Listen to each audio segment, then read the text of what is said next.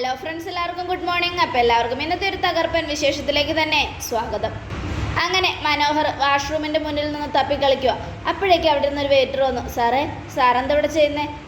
അതെ, ഇവിടെ ബാത്റൂം ഉണ്ടോ? ടോയ്ലറ്റ് ഉണ്ടല്ലോ സാർ. ബാക്കിൽ കൂടെ വഴിയുണ്ടോ? എന്തിനാ സാർ? എനിക്ക് ഓടാൻ? അതെ, എനിക്ക് വയറിന് ശരിയല്ലെങ്കിൽ ഇത്തിരി ഓടണം. അതും എൻ്റെ ഭാര്യയുടെ മുന്നിൽ കൂടെ പോകാൻ എനിക്ക് നാണക്കേടാ. അതുകൊണ്ടാണ് പിന്നെ അപ്പുറത്തൂടെ പോകാമെന്ന് വിചാരിച്ചത്. പിന്നെ കൂടെ സ്ഥലം ഉണ്ടെങ്കിൽ പറഞ്ഞു തന്നാൽ മതി. അല്ല, ഇരിക്കുന്നത് സാറിൻ്റെ വൈഫല്ലേ? അതെ. ഇത് കേട്ടത് വെയിറ്റർ അങ്ങ് പോയി. ഇയാളെന്താ ഇങ്ങനെ ചോദിച്ചിട്ട് ഒന്നും മിണ്ടാണ്ട് പോകുന്നേ? ഞാൻ ചോദിച്ചതിനുള്ള മറുപടിയും തന്നില്ലല്ലോ എന്നൊക്കെ ആലോചിച്ചുകൊണ്ട് മനോഹർ ഇങ്ങനെ നിൽക്കുക. എന്തെങ്കിലും ആവട്ടെ, ഇപ്പം അവളുടെ മുന്നിലേക്ക് എങ്ങനെ പോകും? ഒരു പിടിയും കിട്ടുന്നില്ലല്ലോ. ഈശ്വര, അവനാണെങ്കിൽ തല്ലിയ പാട് കവളത്ത് അങ്ങനെ കിടക്കുക. എന്ത് ചെയ്യാനാ?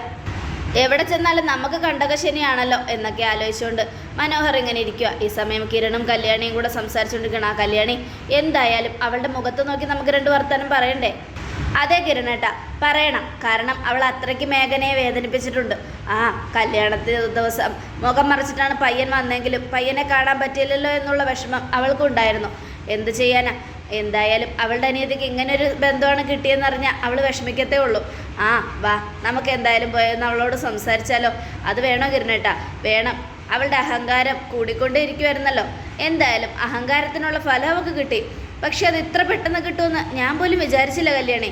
അത് തന്നെയാണ് കിരണേട്ടാ എൻ്റെ അത്ഭുതം. എന്തൊരു അഹങ്കാരമായിരുന്നു. അഹങ്കാരം മുഴുവനും അവസാനിച്ചു. എന്തായാലും കുറച്ച് നാൾ അവനെ സ്നേഹിച്ച് അവനോടൊപ്പം ഇങ്ങനെ സന്തോഷത്തോടെ നടക്കും. അത് കഴിഞ്ഞ് കഴിയുമ്പോൾ സരയുനും ഇവൾക്കൊക്കെ കിട്ടാൻ പോകുന്നത് വലിയ തിരിച്ചടി തന്നെയായിരിക്കും എന്നൊക്കെ പറഞ്ഞുകൊണ്ട് കിരണും കല്യാണിയും അവിടെ നിന്ന് എഴുന്നേറ്റിട്ട് നേരെ നിഷയുടെ അടുത്തേക്ക് ചെല്ലുക. ഹലോ എന്നും പറഞ്ഞ് നിഷയെ വിളിച്ചു. അവരെ കണ്ടതും നിഷ ഭയങ്കര ദേഷ്യത്തോടെ തുറച്ചു നോക്കുക. അല്ല, ഞങ്ങളെ മനസ്സിലായോ? മനസ്സിലാവാതെ എങ്ങനെ ഇരിക്കും? നിങ്ങളല്ലേ എൻ്റെ ചേച്ചി എന്ന് പറയുന്ന ഒരുത്തേക്ക് സംരക്ഷണം കൊടുക്കുന്നത്. അപ്പം നമ്മളെ അറിയാൻ കല്യാണി. നിങ്ങളറിയാതിരിക്കില്ലല്ലോ. എന്തൊക്കെയായാലും നിങ്ങൾ ചെയ്ത് ഒട്ടും ശരിയല്ല. അവളെപ്പോലെ ഒരുത്തിയെ നിങ്ങൾ സംരക്ഷിച്ചാൽ നിങ്ങളുടെ ജീവിതം തന്നെ പോകും. കണ്ടോ, നിങ്ങൾക്കിനി കുടുംബത്തിൽ എന്നും കഷ്ടകാലം മാത്രമേ ഉണ്ടാവുള്ളൂ. നിങ്ങൾക്ക് ഒരിക്കലും ഗുണം പിടിക്കത്തില്ല. അത് കേട്ടതും സാരമില്ല, ഞങ്ങളതങ്ങ് സഹിച്ചോളാം. പക്ഷേ നിഷ മേഘനയെ പോലെ ഒരു പാവം പെൺകുട്ടിയെ ഇങ്ങനെ വേദനിപ്പിക്കുന്നത് ശരിയാണോ? ആ പെൺകുട്ടി സ്നേഹിച്ച് കല്യാണം കഴിച്ചു. അത് ഇത്ര വലിയ തെറ്റാണോ?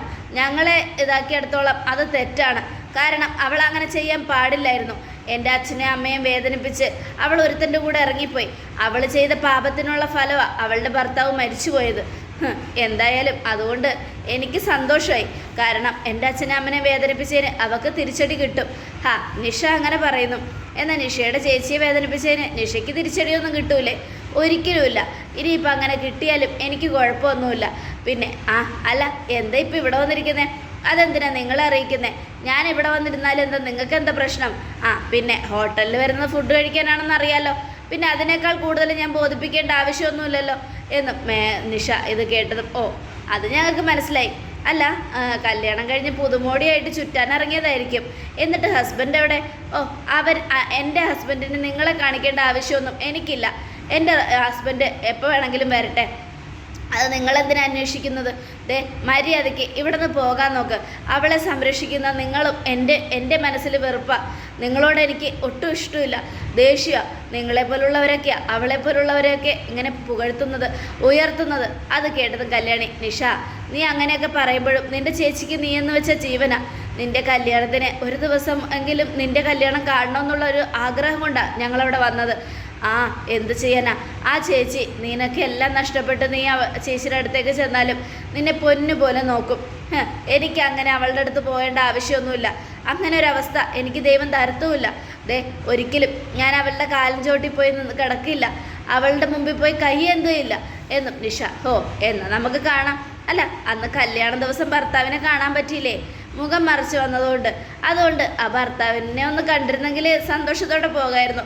നിങ്ങൾ എൻ്റെ ഭർത്താവിനെ കാണണ്ട, അതായിരിക്കും നല്ലത്. നിങ്ങളെപ്പോലുള്ളവരൊക്കെ എൻ്റെ ഭർത്താവിനെ കണ്ട അതെൻ്റെ ഏട്ടന് ദൃഷ്ടിദോഷം ബാധിക്കും. അത് കേട്ടതും കിരൺ, നിൻ്റെ ഭർത്താവിനെ അങ്ങനെ ബാധിക്കുമോ? എന്നാൽ ശരി, ഞങ്ങൾ കാണുന്നില്ല. അപ്പോൾ നീയേ ഒരു കാര്യം ഓർക്കണം. ദേ മേഘനയുടെ ഭർത്താവ് എന്തോ ഒരു ഭാഗ്യക്കേട് കൊണ്ട് മരിച്ചുപോയി. പക്ഷേ ആ കൊച്ച് രണ്ടുപേരും ജീവിച്ചത് സന്തോഷത്തോടെയാണ്. അത് നീ മറക്കരുത്. നിങ്ങൾ ഇന്നും കുറ്റപ്പെടുത്തുന്നത് പോലെ അല്ലായിരുന്നു മേഘനയുടെ ജീവിതം. നല്ല സന്തോഷത്തോടെയായിരുന്നു. ഏതോ ഒരു തെറ്റിദ്ധാരണയുടെ പേരിൽ കുറച്ച് ഗുണ്ടകൾ മേഘനയുടെ ഹസ്ബൻഡിനെ വെട്ടിയെന്നും പറഞ്ഞ് അവളെ ഇങ്ങനെ കുറ്റപ്പെടുത്തരുത്. അവളുടെ തലയിലെ ശാപം കൊണ്ടാണ് ആ പയ്യനിങ്ങനെ സംഭവിച്ചതെന്ന് ഒരിക്കലും പറയരുത്. ഇന്ന് അവൾക്കാണെങ്കിൽ നാളെ അത് നിങ്ങൾക്കാ. ഇങ്ങനെയൊക്കെ കുറ്റപ്പെടുത്തിയാൽ എന്ത് ശിക്ഷ വേണമെങ്കിലും ദൈവം ചിലപ്പോൾ തരും. അതുകൊണ്ട് ഇത്തിരി സൂക്ഷിച്ചും കണ്ടൊക്കെ സംസാരിക്കുക, സൂക്ഷിച്ചും കണ്ടൊക്കെ ജീവിക്കുക. ഓ, അവളെ എന്ത് പറഞ്ഞിട്ട് ദൈവം എനിക്ക് എന്ത് ശിക്ഷ തന്നാലും അതിലെനിക്ക് ഒരു കുഴപ്പമില്ല. അതൊക്കെ ഞാൻ ഏറ്റുവാങ്ങും. പിന്നെ എനിക്കൊരു കഷ്ടകാലം വരത്തുമില്ല. അവളുടെ മുൻപിൽ പോയി നീണ്ടി നിൽക്കേണ്ട ആവശ്യം വരത്തില്ല. നിങ്ങൾ പോകാൻ നോക്ക്. അത് കേട്ടത് കിരണേട്ടാ, വാ നമുക്ക് പോകാം. ഇവിടെ നിന്ന് ഇവളോട് സംസാരിക്കുന്നതിനേക്കാൾ നല്ലതാ എന്നും പറഞ്ഞുകൊണ്ട് രണ്ടുപേരും കൂടെ അങ്ങ് പോവുകയാണ്. അവർ പോയി കഴിഞ്ഞതും വല്ലാത്ത ശല്യമാണ്. ഇതുങ്ങളൊക്കെ എന്തിനാണെന്നാവോ മനുഷ്യനെ മെനക്കെടുത്താനായിട്ട് ഇങ്ങ് കയറി വരുന്നത് എന്നും ആലോചിച്ചുകൊണ്ട് നിഷ ഇങ്ങനെ ഇരിക്കുക. അപ്പോഴേക്കും മനോഹർ, ഈശ്വര അവന്മാർ പോയി എന്നാ തോന്നുന്നേ. എന്തായാലും ഇനിയിപ്പോൾ അവളുടെ അടുത്തേക്ക് ചെല്ലാം എന്നും പറഞ്ഞുകൊണ്ട് അങ്ങോട്ട് ചെല്ലുക. ആഹാ, റോഹിയേട്ടനത് എവിടെയായിരുന്നു? അതെ, ഞാനൊന്ന് വാഷ്റൂമിൽ പോയതാ മോളെ. എന്താണെന്നറിയില്ല, വയറിന് എന്തോ ഒരു അസ്വസ്ഥത. ഇന്നലെ സദ്യയൊക്കെ കഴിച്ചില്ലേ, ഒരുപാട് കഴിച്ചു, അതിൻ്റെ ആയിരിക്കും. അയ്യോ, എന്നാൽ നമുക്ക് വീട്ടിൽ പോയാലോ? വേണ്ട, കഴിക്കേ, നമ്മൾ ഭക്ഷണം കഴിക്കാനല്ലേ വന്നത്. അപ്പം പിന്നെ എൻ്റെ മോളുൻ്റെ മനസ്സ് വേദനിപ്പിച്ചിട്ട് ഇനി ഇവിടെ നിന്ന് പോകാൻ റോഹിയേട്ടന് പറ്റുമോ? മോള് കഴിക്കേ എന്നും പറഞ്ഞുകൊണ്ട് അടുത്ത് ഓർഡർ ചെയ്യുക. ഈ സമയം അയ്യോ, റോഹിയേട്ടൻ്റെ കവളത്ത് എന്താ പറ്റിയേ? നല്ല പാടുണ്ടല്ലോ. എന്തു പറ്റി? തടിച്ച് വീർത്തിരിക്കുന്നുണ്ടല്ലോ. ഓ, അത് പിന്നെ ഒന്നും പറയണ്ട മോളൂ. അതുകൊണ്ടാണല്ലോ റോഹിയേട്ടൻ വെളിയിൽ വരാൻ വൈകിയത്. ബാത്റൂമിൻ്റെ അകത്തേക്ക് കയറിയപ്പോഴേ എന്തോ ഒരു എന്താണെന്നറിയില്ല, എന്തോ കടിച്ചതാ മോളെ. നല്ല വേദനയുണ്ട്. ഇത്രയും നേരം അതിനെടുത്ത് ഇതാക്കിയതാ. എനിക്കൊന്ന് ആട്ടാമ്പുഴ ഇട്ട് ആട്ടിയതാന്നാ. അതേപോലെ വേദന. വീട്ടിൽ ചെന്ന് ഇത്തിരി എണ്ണ തേച്ചാൽ ശരിയാവും. എന്നാലും ഇത്രയും ഹൈ ഹോട്ടലിലൊക്കെ ഇങ്ങനെയാണോ സംഭവിക്കുന്നത്? അതൊന്നും പറഞ്ഞിട്ട് കാര്യമില്ല മോളെ. ഈ ആട്ടാമ്പുഴുവിനെയൊക്കെ അവർ നോക്കി നടക്കില്ലല്ലോ. വല്ലതും പറഞ്ഞിട്ട് കാര്യമൊന്നുമില്ല. എന്ത് ചെയ്യാനാ? പിന്നെ ഞാനതങ്ങ് ക്ഷമിച്ചു. പിന്നെ ഇവിടെ നിന്ന് ഇങ്ങനെ എടുത്തെറിഞ്ഞപ്പോൾ ഒരു സാരം അങ്ങ് തെറിച്ചു പോയി. എന്താണെന്നൊന്നും ഞാൻ കണ്ടില്ല. എട്ടുകാലിയല്ല എന്നൊക്കെ മനോഹർ പറയുക. എന്ത് ചെയ്യാനാ? എന്നാൽ പിന്നെ നമുക്ക് വേറെ ഏതെങ്കിലും റെസ്റ്റോറൻറ്റിൽ പോയായിരുന്നല്ലോ. അത് വേണ്ട, ഇവിടെ നല്ല സ്ഥലമാണ്, നല്ലവരാണ് ഇവിടെ ഭക്ഷണം കഴിക്കാൻ വരുന്നത്. പിന്നെ ആര് പറഞ്ഞു? എന്നിട്ട് ഒരു 2 എണ്ണം ഇങ്ങോട്ട് വന്നിട്ടുണ്ടായിരുന്നു. ആര്? വേറെ ആര്? എൻ്റെ ചേച്ചിയെന്ന് പറയുന്നവളെ സംരക്ഷിക്കുന്നവർ. ഇങ്ങോട്ട് വന്നിട്ട് എന്നെ നോക്കിയപ്പോൾ കളിയാക്കുകയായിരുന്നു. എൻ്റെ ചേച്ചി നല്ല രീതിയിലാണ് ജീവിക്കുന്നതെന്ന് പറഞ്ഞ് ഒരുപാട് കാര്യങ്ങൾ പറഞ്ഞു. അതൊക്കെ കേട്ട് ഞാനവരെ ആട്ടിപ്പായിച്ചു. എന്തിനാ മോളെ അങ്ങനെയൊക്കെ ചെയ്തത്? അവർ നമ്മുടെ ശത്രുക്കളൊന്നും അല്ലല്ലോ. മോളുടെ ചേച്ചിനെ നോക്കുന്നു, അതൊരു കാരണവശാൽ നല്ല കാര്യമല്ലേ? അങ്ങനെ അവളെ നോക്കുന്നത് കൊണ്ടല്ലേ അവൾ സ്വത്തിൻ്റെ കാര്യത്തിൻ്റെ പേരും പറഞ്ഞ് വീട്ടിലേക്ക് വരാത്തത്? ഇല്ലെങ്കിലോ? എന്ത് സംഭവിക്കുമായിരുന്നു? അവൾ സ്വത്തും പണമൊക്കെ ചോദിച്ച് വീട്ടിൽ വരില്ലായിരുന്നോ? എൻ്റെ റോഹിയേട്ടാ, അതൊക്കെ റോഹിയേട്ടന് വെറുതെ തോന്നുന്നതാ. അവൾ ഇടയ്ക്കിടയ്ക്ക് വീട്ടിലേക്ക് വരുന്നുണ്ട്. എന്തിന്? അന്ന് റോഹിയേട്ടൻ വീട്ടിലുണ്ടായിരുന്നപ്പോഴും വന്നു, ഇന്ന് കല്യാണത്തിനും വന്നു. അങ്ങനെ അവൾ വരുന്നതൊക്കെ നമ്മുടെ സ്വത്ത് മുഴുവനും തട്ടിയെടുക്കാനാ. മോളൂ, അങ്ങനെ തട്ടിയെടുത്താലും കുഴപ്പമൊന്നുമില്ല, നമുക്ക് ജീവിക്കാൻ ഇഷ്ടം പോലെ ഉണ്ടല്ലോ. പിന്നെ എന്തിനാ അത്? ഇല്ല റോഹിയേട്ടാ, അവൾക്കൊരു ചില്ലി സ്വത്ത് പോലും കൊടുക്കില്ല. കാരണം എൻ്റെ അച്ഛനെ അമ്മയെ അവൾ അതുപോലെയാണ് വേദനിപ്പിച്ചത്. അങ്ങനെയുള്ളപ്പോൾ എങ്ങനെയാ അവൾക്ക് സ്വത്ത് കൊടുക്കുന്നത്? അത് ശരിയാ മോളൂ. പക്ഷെ എന്നാലും അങ്ങനെ വിഷമിപ്പിക്കൊന്നും വേണ്ട. അവരോട് നമ്മൾ ദേഷ്യവും കാണിക്കണ്ട. കാരണം അവരുള്ളത് കൊണ്ടാണ് ഇന്ന് മേഘന സുരക്ഷിതമായിട്ട് ജീവിക്കുന്നത് നമ്മൾ മനസ്സിലാക്കണം. നമ്മൾ അമേരിക്കയിലൊക്കെ പോയി കഴിയുമ്പോൾ പിന്നെ ആര് വരാനാ നമ്മളെ നോക്കാൻ? അതുമാത്രമല്ല, നമ്മൾ അമേരിക്കയ്ക്കൊക്കെ പോയി കഴിഞ്ഞിട്ടുണ്ടെങ്കിൽ നമുക്ക് പിന്നെ ഒരു പ്രശ്നവും ഉണ്ടാവില്ലെന്നേ. ഒരു പ്രശ്നം ഉണ്ടാവില്ലെന്ന് തന്നെയല്ല, ഈ മേഘനയുടെയും ഇവരുടെ ശല്യം ഒന്നും ഉണ്ടാവില്ല. അതുകൊണ്ട് പേടിക്കാതിരിക്കുക എന്നൊക്കെ പറയുകയാണ്. ഈ സമയം ഭയങ്കര സന്തോഷത്തോടെ നിഷ ഇങ്ങനെ ഇരിക്കുക. എന്നാലും അവർ വന്നിട്ട് പോയപ്പോൾ എനിക്ക് നല്ല ദേഷ്യം കയറി റോഹിയേട്ടാ. പക്ഷേ എൻ്റെ റോഹിയേട്ടൻ അന്ന സമയത്ത് വന്നിരുന്നെങ്കിൽ റോഹിയേട്ടനെ കൂടെ ഒന്ന് കാണിച്ചു തരായിരുന്നു. അതൊന്നും വേണ്ട, അതിൻ്റെ ഒന്നും ആവശ്യമില്ല. നമ്മൾ എന്തിനാ ആവശ്യമില്ലാത്ത കാര്യത്തിലൊക്കെ ഇടപെടുന്നത് എന്നൊക്കെ പറഞ്ഞ് അവരിങ്ങനെ ഭക്ഷണം ഓർഡർ ചെയ്തിട്ട് ഇങ്ങനെ ഇരിക്കുകയാണ്. ഈ സമയം പിന്നീട് കാണിക്കുന്ന കിരണിനെയും കല്യാണിയാ. എന്നാലും അവൻ്റെ ധൈര്യം സമ്മതിക്കണം അല്ല കിരണേട്ടാ? അവനോട് നമ്മൾ പറഞ്ഞതല്ലേ ഇനി ഒരു പെൺകുട്ടികളുടെയും ജീവിതം തകർക്കരുതെന്ന്. എന്നിട്ട് വീണ്ടും അവനത് ചെയ്തു. അങ്ങനെ ചെയ്യുമ്പോൾ നല്ല സങ്കടമുണ്ട്. എന്നാലും ആ നിഷയ്ക്ക് ഒരുപാട് അഹങ്കാരമുള്ളതാ. അതുപോലെ തന്നെയാണ് സരയുവിൻ്റെ കാര്യം. അങ്ങനെ അഹങ്കാരം മൂത്ത് രണ്ടെണ്ണത്തിനും നല്ല തിരിച്ചടി കിട്ടും, അതുറപ്പാ. പക്ഷെ അവനിങ്ങനെ തുടർന്നാൽ ഇനിയും പാവപ്പെട്ട പെൺകുട്ടികൾ ഒരുപാട് ഈ നാട്ടിലുണ്ട്. അവരുടെയൊക്കെ ജീവിതം ഇങ്ങനെ ആയി പോകുമല്ലോ കിരണേട്ടാ. അതിനിപ്പോൾ എന്താ ചെയ്യുക? അവൻ ജയിലിലാകുന്നതുവരെ അവൻ ഈ കളി തുടർന്നുകൊണ്ടിരിക്കും കല്യാണി. പക്ഷെ അഹങ്കാരികളായ 2 പേരുടെ അഹങ്കാരം അവസാനിപ്പിക്കാൻ നമ്മളിത് അറിഞ്ഞതും അറിയാത്ത പോലെ ഇരുന്നേ പറ്റൂ.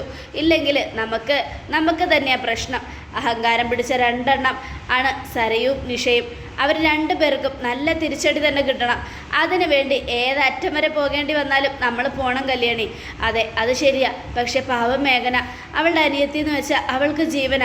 അവളുടെ അനിയത്തിയുടെ കല്യാണം കാണാൻ ഒരുപാട് കൊതിച്ച അവൾ കല്യാണ മണ്ഡപത്തിലേക്ക് പോയത്. അവിടെ ചെന്നപ്പോൾ മുഖം മറച്ചിരിക്കുന്ന പയ്യനെ കണ്ടപ്പോൾ നോർത്ത് ഇന്ത്യനാണ്, നല്ല വീട്ടുകാരാണ്, നല്ല ബിസിനസ്സുകാരനാണെന്നൊക്കെ പറഞ്ഞ് ഭയങ്കര സന്തോഷത്തോടെയാണ് അവൾ അവിടെ നിന്ന് മടങ്ങിയത്. അങ്ങനെയുള്ളപ്പോൾ അവളുടെ അനിയത്തിയെ കെട്ടിയത് ഒരു പക്ക ഫ്രോഡാണ്, ക്രിമിനലാണെന്ന് അവൾ അറിഞ്ഞു കഴിഞ്ഞാൽ സഹിക്കില്ല. ഇപ്പോൾ ഉള്ള വിഷമത്തിൻ്റെ കൂടെ ഇനിയൊരു വിഷമം കൂടെ, പിന്നെ അവൾ ജീവിതകാലം മുഴുവനും കരയും കിരണേട്ടാ.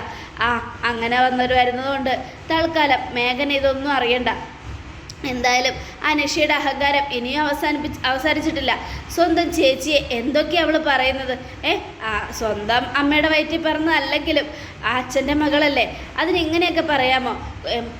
ഭർത്താവ് മരിച്ചുപോയി, അത് എന്തോ ഒരു ഭാഗ്യദോഷം. അതിലിപ്പോൾ അവളെ കുറ്റം പറഞ്ഞിട്ട് എന്താ കാര്യം? സത്യം പറഞ്ഞാൽ അത് മേഘനയുടെ കുഴപ്പമല്ലല്ലോ കല്യാണി.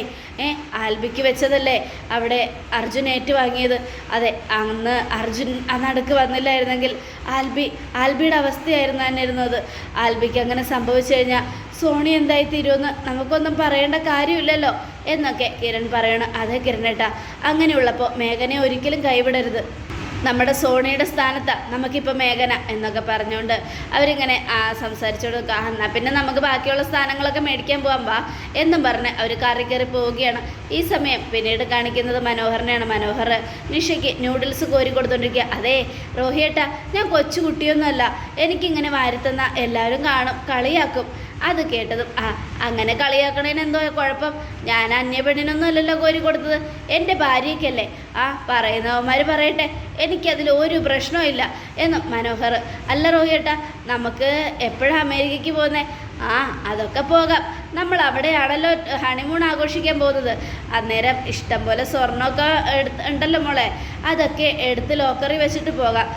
പിന്നെ നാളെ എനിക്ക് എൻ്റെ വീട്ടിൽ പോകണം. എന്നാലും റോഹിയേട്ടനില്ലാതെ എനിക്ക് ഇരിക്കാൻ പറ്റില്ല റോഹിയേട്ടാ. അതൊക്കെ ശീലിക്കണം. ഞാൻ ഇപ്പോൾ അങ്ങോട്ട് അമേരിക്കയ്ക്ക് പോവുകയാണെങ്കിൽ പിന്നെ മോളൊറ്റയ്ക്കിരിക്കല്ലേ, അതുകൊണ്ട് ഇതൊക്കെ ശീലിച്ചോ. അത് കേട്ടതും അയ്യോ, അപ്പോൾ പോകുമ്പോൾ എന്നെ കൂടെ കൊണ്ടുപോകാമെന്നാണല്ലോ പറഞ്ഞത്. അത് പിന്നെ ഈ പാസ്പോർട്ടും വിസയും ഒക്കെ റെഡി ആവണമല്ലോ മോളെ. പിന്നെ അവിടെ ചെന്ന് കഴിയുമ്പോൾ റൂം ശരിയാക്കണം. അതുകൊണ്ട് അതെല്ലാം ശരിയാവുന്നതുവരെ മോളിവിടെ അഡ്ജസ്റ്റ് ചെയ്തല്ലേ പറ്റൂ. പിന്നെ എൻ്റെ വീട്ടിൽ മാമൻ്റെ ചടങ്ങുകളും ആണ്ടും ഒക്കെ കഴിഞ്ഞ് കഴിയുമ്പോൾ മോളൂനൊരു സ്വീകരണം തരും. ഒരു ഫാമിലിയിൽ നിന്ന് ഈ 10 പവൻ്റെ സ്വർണം കിട്ടുമെന്ന് തോന്നുന്നു. അങ്ങനെ കിട്ടിയ ഒരു 100-300 പവനെങ്കിലും മോളൂന് കിട്ടും. പിന്നെ ഈ മോളിൻ്റെ 101 പവനൊന്നും വെറുതെയാണ്. അതുകൊണ്ട് ആ 101 പവനൊക്കെ എന്തെങ്കിലുമൊക്കെ ചെയ്ത് നമുക്ക് എവിടെയെങ്കിലുമൊക്കെ കൊണ്ട് വയ്ക്കാം. അലമാരയിൽ വയ്ക്കുന്നത് സേഫല്ല അല്ലേ മോളൂ? എന്നാൽ പിന്നെ ഞാൻ ആ സ്വർണം മുഴുവനും റോഹിയേട്ടനെ ഏൽപ്പിക്കാം. റോഹിയേട്ടൻ അലമാരയിൽ വയ്ക്കുമോ, ലോക്കറിൽ വയ്ക്കുമോ, വിൽക്കുമോ, എന്താണെന്ന് വെച്ചാൽ ചെയ്തോ. ഇതിനു വേണ്ടിയാണല്ലോ ഞാൻ കാത്തിരുന്നത്. സ്വർണം മുഴുവനും എൻ്റെ കയ്യിൽ കിട്ടിയിട്ട് വേണം മുങ്ങാൻ. എന്തായാലും ഇവളെൻ്റെ കഴുത്തിൽ മാലയിട്ടപ്പോൾ ലവളിട്ട മാല ഞാൻ വിറ്റു. അതുകൊണ്ടാണ് ഇപ്പോൾ വണ്ടി ഓടിക്കുന്നത്. ഇനി എന്താ ചെയ്യുന്നതെന്ന് ഒരു പിടിയും കിട്ടുന്നില്ല എന്നൊക്കെ ആലോചിച്ചുകൊണ്ട് മനോഹർ ഇങ്ങനെ ഇരിക്കുക. റോഹിയേട്ടൻ എന്താ ആലോചിക്കുന്നേ? ഒന്നുമില്ല മോളൂ എന്നൊക്കെ പറഞ്ഞ് അവരിങ്ങനെ സംസാരിച്ചുകൊണ്ട് കഴിച്ചുകൊണ്ടിരിക്കുകയാണ്. എന്നാലും അച്ഛനോടും അമ്മയോടും റെഡിയായിരുന്നോളാൻ പറ. നമുക്കേ അച്ഛനും അമ്മയും കൂട്ടി പെട്ടെന്ന് തന്നെ അങ്ങോട്ട് പോവാം. അവരിപ്പോൾ കൊണ്ടുപോകണ്ട റോഹിയേട്ടാ. അതെന്താ മോള് അങ്ങനെ പറഞ്ഞേ? അല്ല, നമ്മൾ പോകുന്നത് ഹണിമൂൺ ട്രിപ്പിനല്ലേ, അപ്പോൾ അവർക്കതൊരു ചമ്മലാവില്ലേ? അങ്ങനെയൊന്നുമില്ല, അച്ഛനും അമ്മയെ അവഗണിക്കുന്നത് എനിക്കിഷ്ടമല്ല എന്ന് മനോഹർ. അയ്യോ, എനിക്കും എൻ്റെ അച്ഛനും അമ്മയും ഒരുപാട് ഇഷ്ടമാണ് റോഹിയേട്ടാ. പിന്നെ ഞാൻ പറഞ്ഞേ ഉള്ളൂ, അവർക്കൊരു നാണക്കേടില്ലാതിരിക്കാൻ വേണ്ടി പറഞ്ഞതാ. നമ്മൾ ഹണിമൂൺ ട്രിപ്പ് പോകുന്നതുകൊണ്ട് അവരെ കൊണ്ട് പോകുന്നത് ശരിയല്ലല്ലോ എന്നൊക്കെ പറഞ്ഞുകൊണ്ട് നിഷ ഇങ്ങനെ ഇരിക്കുകയാണ്. അപ്പോൾ മനോഹർ ഈശ്വര പെട്ടുപോകുമെന്നാണ് തോന്നുന്നത് എന്നൊക്കെ ആലോചിച്ചുകൊണ്ടിരിക്കുക. ദൈവമേ, ഇനി എങ്ങനെ അവൻ കയറി വരുമോ? അയ്യോ, റോഹിയേട്ടൻ്റെ കവളത്തെ പാട് കൂടി വരികയാണല്ലോ. ആരോ തല്ലിയതുപോലെ ഉണ്ട്. ആരും തല്ലിയിട്ടൊന്നുമില്ല മോളെ. ഞാൻ പറഞ്ഞില്ലേ ആട്ടാൻ പുഴു ആട്ടിയതാ. ഷോ എന്ത് ചെയ്യാനാ. വീട്ടിൽ പോയിട്ട് ഇത്തിരി എണ്ണ തേച്ചാൽ ശരിയാവുന്നേ. ഞാനല്ലേ പറയുന്നേ, മോളെന്തിനാ ഇങ്ങനെ പേടിക്കുന്നത്? എനിക്ക് ഒരു കുഴപ്പമില്ല എന്നൊക്കെ പറഞ്ഞുകൊണ്ട് മനോഹർ നിഷയെ ആശ്വസിപ്പിക്കുകയാണ്. ഈ സമയം ടെക്സ്റ്റൈലിനാണ് കാണിക്കുന്നത്. കല്യാണിയും കിരണും കൂടെ സാരിയൊക്കെ സെലക്ട് ചെയ്തുകൊണ്ടിരിക്കുക. അങ്ങനെ ഓരോ സാരി എടുത്തിടുമ്പോൾ ഒരു പച്ച കളർ സാരി കല്യാണിക്ക് ഭയങ്കര ഇഷ്ടമായി. ആ സാരിയുടെ വില ചോദിച്ചപ്പോൾ 16,000 രൂപ. 16,000 രൂപയെ എന്നെനിക്ക് വേണ്ട. അവൾ അങ്ങനെയൊക്കെ പറയും. ഈ വിലയിലുള്ള എല്ലാ സാരികളും എടുത്തിട് എന്നും കിരൺ. അത് കേട്ടത് എന്തിനാ കിരണായിട്ട് ഇത്രയും വില കൊടുത്ത് സാരിയൊക്കെ മേടിക്കുന്നേ? നീ ഇട് കല്യാണി, ഇപ്പോഴല്ലേ ഇടാൻ പറ്റൂ. പിന്നെ കുറച്ചുകൂടെ ആയിക്കഴിഞ്ഞാൽ എങ്ങനെ ഇടാനാ? ഇഷ്ടമുള്ളത് മുഴുവനും മേടിച്ചിട്ടോ. 3 സാരി എടുക്കണം. 3 ദിവസം അവിടെ നിൽക്കുമ്പോൾ നല്ല ഒരു വില പിടിച്ച ഡ്രസ്സുകളൊക്കെ അണിഞ്ഞ് നല്ല സുന്ദരിയായിട്ട് വേണം നീ നിൽക്കാൻ. മുന്നിൽ നീ ആയിരിക്കണം എന്നൊക്കെ പറഞ്ഞുകൊണ്ട് കിരൺ സാരിയൊക്കെ സെലക്ട് ചെയ്തിട്ടിരിക്കുമ്പോൾ പ്രകാശനും കാർത്തികയും കൂടെ വരിക. വാച്ച, അച്ഛന് വേണ്ട ഡ്രസ്സുകളൊക്കെ സെലക്ട് ചെയ്തോ? എനിക്കങ്ങനെ പ്രത്യേക ഇഷ്ടമൊന്നുമില്ല മോളെ. മോൾ എന്തെടുത്തായിരുന്നോ അത് ഞാനിടും. അങ്ങനെയൊന്നും പറഞ്ഞാൽ പോരാ, എന്നാലും അച്ഛന് ഇഷ്ടമുണ്ടല്ലോ എന്നും പറഞ്ഞ് അവരകത്തേക്ക് കയറുമ്പോൾ കിരണും കല്യാണിയും നിൽക്കുക. അപ്പോൾ കാർത്തിക പ്രകാശനോട്, അച്ഛാ ദേ നോക്കിയേ, ആരാ നിൽക്കുന്നതെന്ന് നോക്കിയേ. അപ്പോൾ കിരൺ കല്യാണിയോട്, കല്യാണി ദേ ആരാ വരുന്നത് നോക്കിയേ. അങ്ങനെ രണ്ടുപേരും പരസ്പരം നോക്കുകയാണ്. അതോടുകൂടെ എപ്പിസോഡ് അവസാനിക്കുകയാണ്. നാളത്തെ ഒരു തകർപ്പൻ വിശേഷത്തിനായിട്ട് കാത്തിരിക്കുക. എല്ലാവർക്കും ഒരിക്കൽ കൂടെ നല്ലൊരു ശുഭദിനം തന്നെ ആയിക്കോട്ടെ. Thank you friends.